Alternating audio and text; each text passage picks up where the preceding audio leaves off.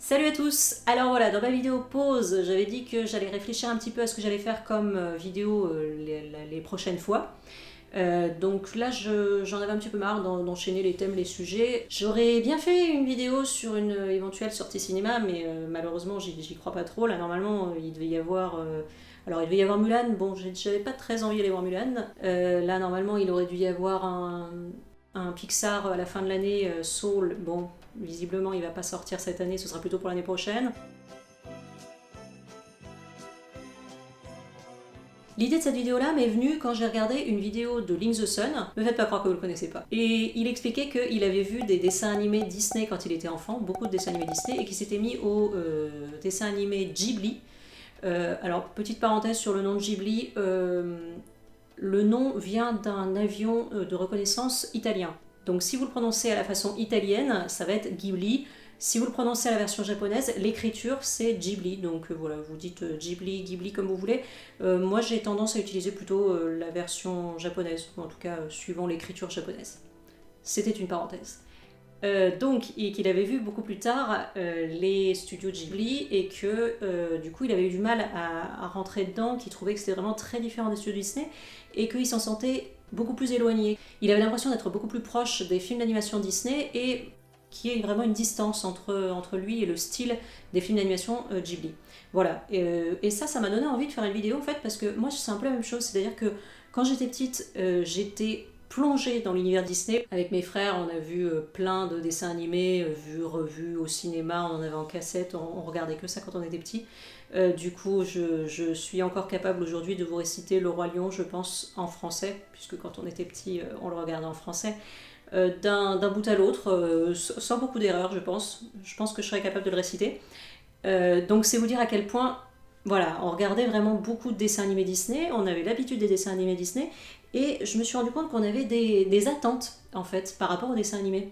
Je m'en suis rendu compte quand j'ai commencé à regarder les Ghibli, justement, je les regardais, alors, bon, contrairement à Lynx, moi ça m'a pas déplu, l'univers Ghibli, mais ça m'a un petit peu déstabilisé, parce que justement je m'attendais à un certain format, à certaines choses qui devaient arriver, qui arrivaient toujours dans des dessins animés Disney, et qui n'arrivaient pas dans les studios Ghibli. Alors je vais pas parler de différence au niveau du dessin, de l'animation, tout ça, parce que je m'y connais pas du tout, donc c'est pas trop mon domaine. Je vais plus parler de l'histoire, voilà, des attentes que j'avais au niveau de l'histoire, des choses qui m'ont un petit peu perturbée, parce que j'en avais pas l'habitude, dans les Disney c'était pas la même chose. Alors en fait quand j'ai commencé à regarder les films d'animation de Ghibli, je me suis rendu compte que je m'attendais à quelque chose de très fermé, de très formé, c'est-à-dire que en fait, les dessins animés Disney, généralement, ne laissent pas beaucoup de place au questionnement.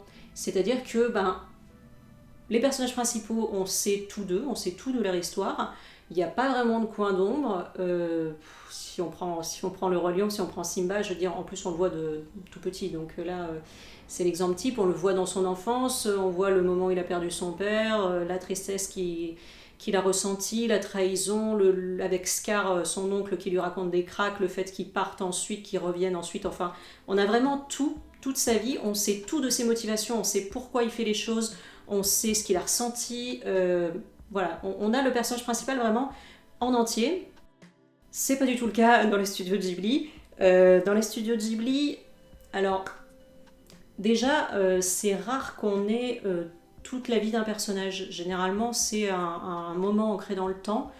Et puis, il y a des tas de zones d'ombre, des tas de choses qu'on ne sait pas des personnages. Souvent, en plus, dans les dessins animés Disney, il y a les chansons qui permettent de découvrir les personnages. Voilà, la petite sirène qui dit partir là-bas. Voilà, on comprend qu'elle en a marre d'être sirène, qu'elle veut aller voir autre chose. Pocahontas, au détour de la rivière, j'aimerais bien ne pas épouser celui qu'on veut me forcer à épouser dans mon camp, mais peut-être qu'il y a quelque chose d'autre au-delà des Indiens, quelque chose que je n'ai pas encore découvert, cette envie d'aller voir un petit peu autre chose, de garder sa liberté.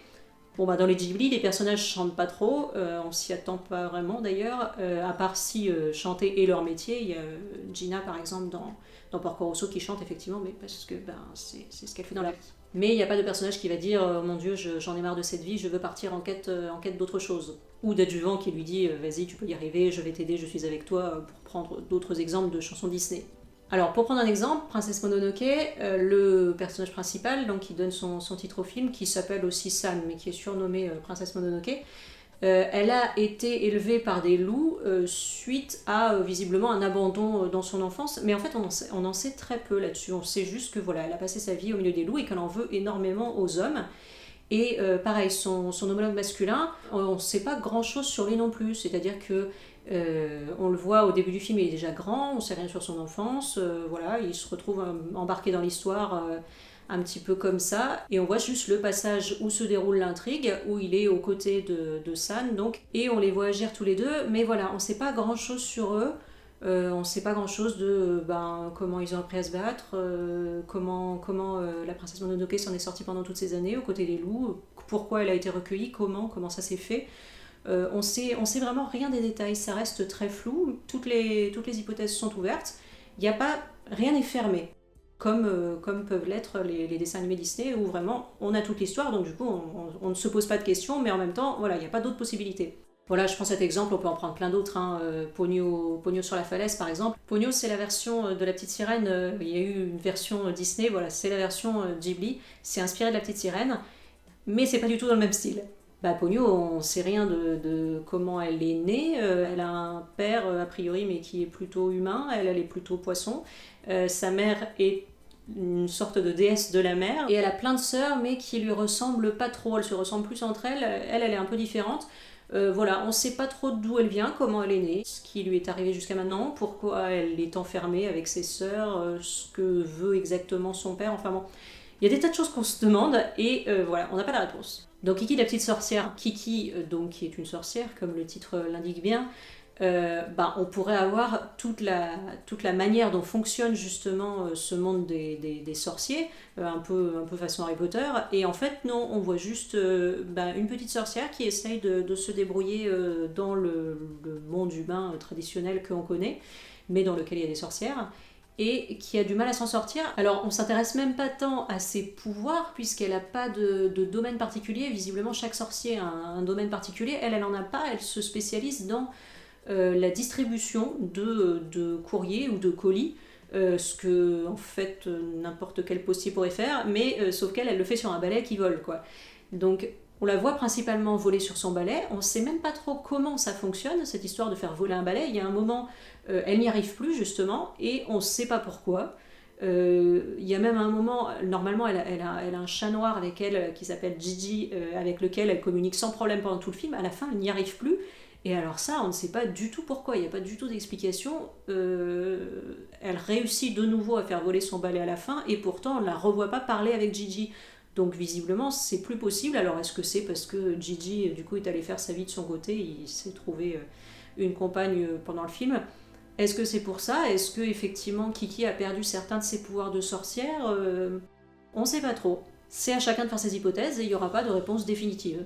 Voilà, donc une première chose, des personnages dont on n'a pas toute l'histoire, dont on ignore certaines choses, mais ça ne pose pas de problème pour l'histoire qui est racontée dans le dessin animé, simplement voilà, ça peut être surprenant la première fois. Deuxième point, les méchants dans Disney. Bon, évidemment, il y a un grand méchant qui est très très méchant et qui termine mal à la fin. Il peut tomber de très très haut, il peut se retrouver enfermé, prisonnier ou envoyé dans une malle à Tombouctou. Il peut tomber de très très haut, il peut se retrouver empalé sur un bateau, il peut tomber de très très haut. Dans les studios Ghibli, il n'y a pas vraiment des méchants très méchants, c'est rare qu'il y en ait. Dans le château dans le ciel, il y a un méchant qui termine mal à la fin, mais c'est un peu l'exception. Sinon, en général, les méchants, soit ils le sont pas tant que ça, soit ils se repentent, soit... Voilà, il n'y en a pas... Les contes de terre et mer aussi. Dans les contes de terre et mer, il y a un méchant qui termine mal aussi. Mais alors sinon, dans Pogno dont je parlais tout à l'heure, il y a le père qui joue vaguement le rôle d'opposant, mais en fait, il est plutôt sympa. Et puis il se laisse raisonner par sa femme à la fin pour dire « Ouais, non, mais en fait, on va laisser sa liberté à Pogno ». Dans le château ambulant, c'est pareil, il y a une sorcière qui est méchante au début, en tout cas, qui transforme l'héroïne. Et puis après, ça va, elle est plutôt sympa finalement. Dans Mon voisin Totoro, il n'y a pas de méchant. Dans La colline aux coquelicots, il n'y a pas de méchant. Dans Le vent se lève et dans Le tombeau des lucioles, c'est plutôt l'époque qui est pas terrible pour les personnages plutôt qu'un méchant qui s'attaque à eux. Dans Le royaume des chats, il y a un roi chat qui est pas très sympa mais qui termine de façon plutôt ridicule et qui est de manière générale plutôt ridicule qu'autre chose. Dans Porco Rosso, c'est pareil, il y a des pirates de l'air mais qui sont plus là pour la touche d'humour que en tant que grand méchant. Et il y a Porco Rosso, Marco qui a un rival, mais voilà, c'est pas vraiment un méchant quoi, ils se battent et puis ça va mieux après.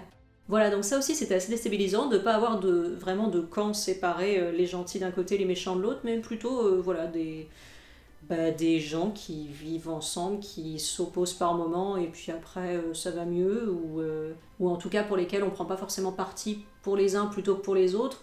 Je reviens à Princesse Mononoke, voilà, il y a deux camps qui s'opposent.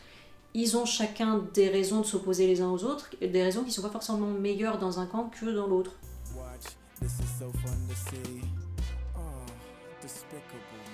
Et puis il y a la fin.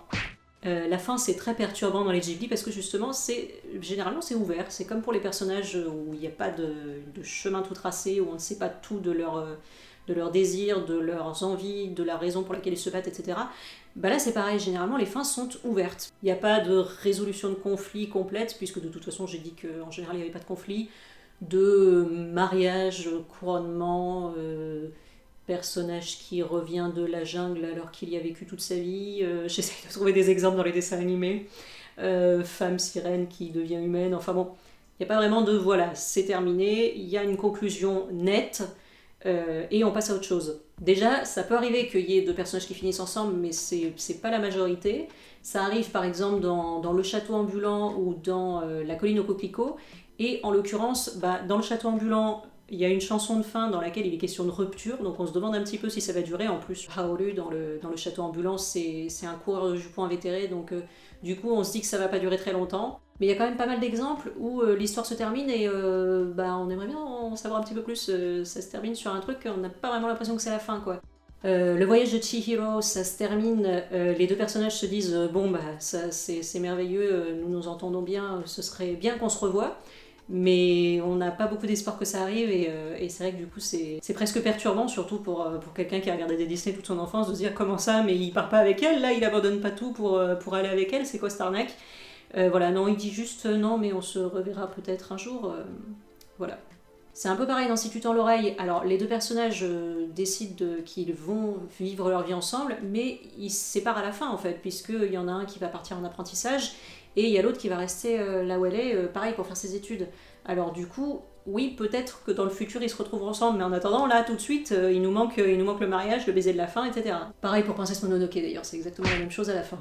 Et puis dans le voyage d'Arietti, ça se termine, les personnages se séparent, Arietti part pour une nouvelle vie, pareil, on n'en saura pas plus, on ne sait pas si elle s'en sort, si elle réussit à trouver d'autres personnages comme elle, puisqu'elle fait partie de la communauté des chapardeurs, qui sont des petites personnes, et qui sont un petit peu en voie de disparition, et l'autre personnage qui a un problème au cœur, qui doit avoir une opération et tout, qui est censé se passer le lendemain, on aimerait bien savoir comment elle se termine et tout, et non, ça se termine là-dessus, peut-être qu'il s'en sort, peut-être qu'il meurt, peut-être qu'il revoit Arietti, peut-être qu'il ne la revoit jamais, on ne sait pas.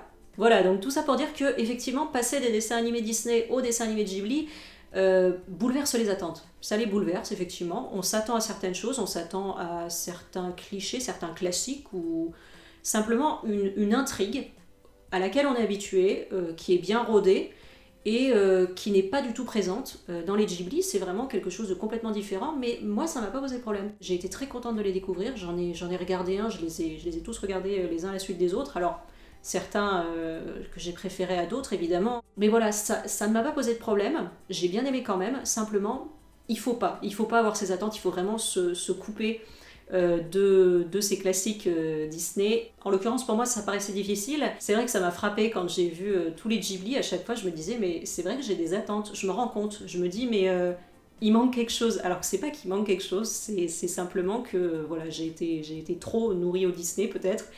Et du coup, j'essaye de formater le Ghibli pour qu'il ressemble à un Disney, et ça fait bizarre quand il y ressemble pas. Et j'y ai plus trop repensé jusqu'à donc cette vidéo de Lynx où je me suis dit tiens oui c'est vrai que moi aussi ça m'avait perturbé la première fois que je les avais vus, et ce serait peut-être rigolo de faire une vidéo là-dessus.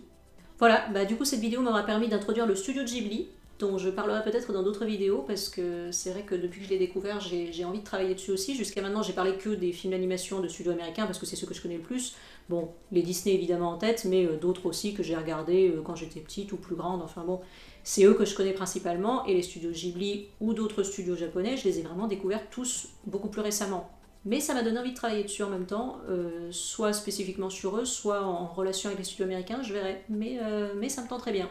Ce sera tout pour cette vidéo-là, du coup on verra pour la suite. Je ne sais pas encore ce que je fais comme prochaine vidéo. J'espère déjà que celle-ci vous aura plu, que vous connaissiez déjà le studio Ghibli, que vous ayez déjà regardé des films du studio Ghibli ou non, que vous prononciez Ghibli ou Ghibli. Et je vous souhaite de continuer de regarder les films d'animation, les dessins animés, d'apprécier les films d'animation et les dessins animés. Mettez un pouce bleu, abonnez-vous, activez la cloche, parlez-en autour de vous, etc.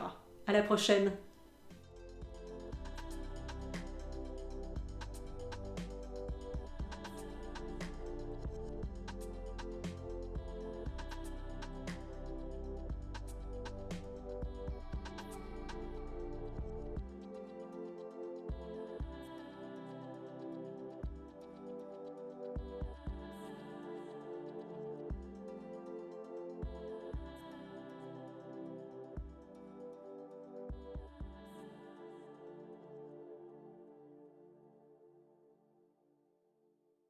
La vie n'est pas juste, tu vois. Moi, hélas, je ne serai jamais roi. T'aurais pas oublié quelque chose par hasard? La chanson du début, elle compte, hein?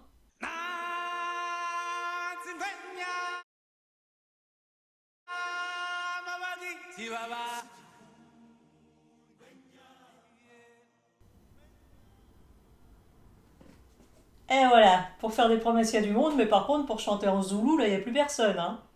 Pourquoi j'ai pas dit que j'allais assister le bossu de Notre-Dame? Ça se passe en France, le bossu de Notre-Dame. Il n'y a pas de zoulou.